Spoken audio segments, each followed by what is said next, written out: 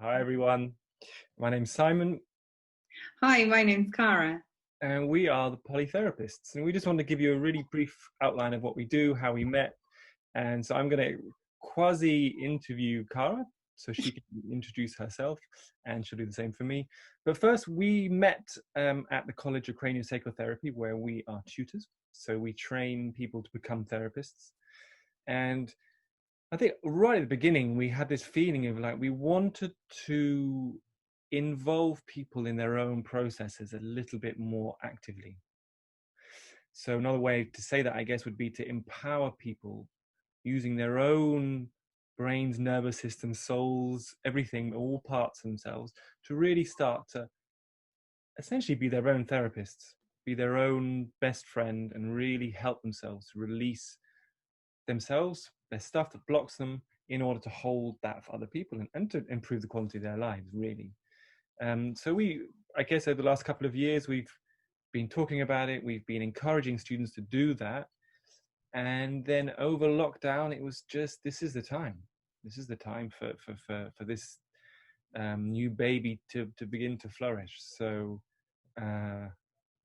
yeah, that's really what we're about. And we're very excited about this. This is our obsession. This is our life. How to let go of stuff that no longer serves you, really. So I'm going to interview you, Carl, very briefly. And first of all, we have a great friendship, and we have so much in common when we work. So it's such a pleasure to be your teammate here. And maybe you can just briefly say, what you're about and what makes you tick. Thanks, Simon. Yeah, I love working with you. We work in such a special way together as well. Yeah. You know, I've not had that with another therapist. So it's I love the way we both work together. So my name is Cara.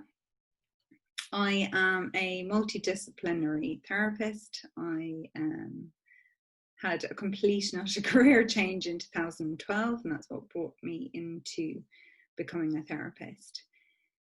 Yeah, so I love my what I'm passionate about is working with trauma and trauma recovery.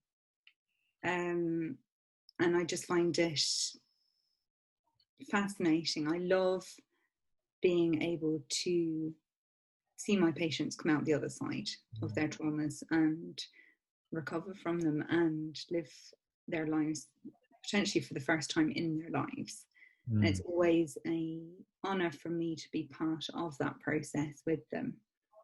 It's a real honor and a special time to be part of that with them. So I'm really passionate about my personal development journey has been in high gear since 2012. And you're so good at that, because that's the thing. Why are you so capable of holding other people's deeper traumas and helping them to release it? Because I have been through so much myself. So my nervous system recognizes that in their nervous system. So I can walk into a room and I can handpick, without anyone saying anything, who's had trauma, or a lot of, big time traumas. So just from my nervous system's able to resonate with theirs because it's been through the same thing. And that works both ways then. So when I'm being the therapist, their nervous system feels safe with me because it's like, she recognizes, she knows what it's like to have been in my shoes. She's going to, look after me, support me in that safe space because she knows what it's like to have been there. So I think that's why I work so well with it. And that's why I love working so well with it, because it's so familiar. I know what it's like to have been through virtually everything that my patients have been through, and come out the other side. And sometimes I get initiated into things to learn to come out the other side of it so that I then can help my patients. So it's a never-ending journey, but being able to help as many people as I can help with regards to this, to recover and to come out the other side and live their lives and become empowered, that's what drives me. Yeah. That's what drives me. Yeah, I love it. Thanks, Cara. So Simon, you tell us a little bit about you and your background with regards to everything that you do. Sure. So I think it's been a lifelong journey in a way. I mean, obviously, every life is a lifelong journey, but this idea of building up one's sensitivity, being clear of who one is, your relationship to the other, to the world, how to stay sane but also balanced as we dig deeper into ourselves. So that kind of journeys, I started pretty young, I would say.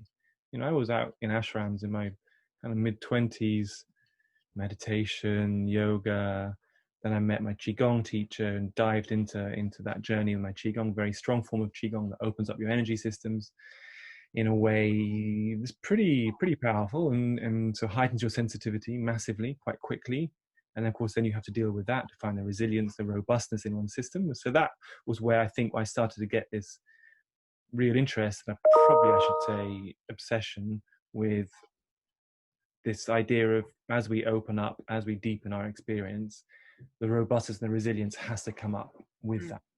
Because I guess I've got quite a sensitive nervous system. I was ill a lot when I was young. I had some really intense experiences as a baby, and then as I went through my kind of early teens, had a lot of bit of weirdness with sort of nightmares that would come back in the day. And so there was kind of a schism in my subtle bodies probably that made me, and has made me, quite sensitive.